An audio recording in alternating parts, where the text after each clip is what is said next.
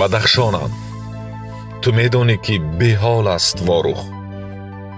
تو میبینی که جنگ سخت در آن سوی آمو میرود حالا. شود دودی غم از هر خانه بالا.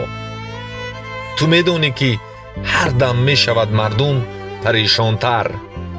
به زیر بوریاها میشود کژدم فراوانتر. تو میدانی که چین و امریکا از ما چی میخواهند. تو میدانی که روس و ترک از دنیا چی میخواهند. نقاب طالبان را دیده ای؟ آره. سریشک کودکان و گریه بی‌صاحبان را دیده ای؟ آره.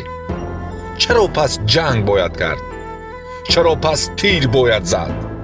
چرا بر خانه ها پیک اجل را خواند؟ چرا بر زیر پای هموطن نارنج ها را ماند؟ بدخشانم، در این ایام پرغوغا، در این بازار بی سودا، برای زندگی خوب بهر طفلک زیبا، تو را خوشنام میخواهم، عدو ناکام میخواهم، به جنگ انجام میخواهم، تو را آرام میخواهم.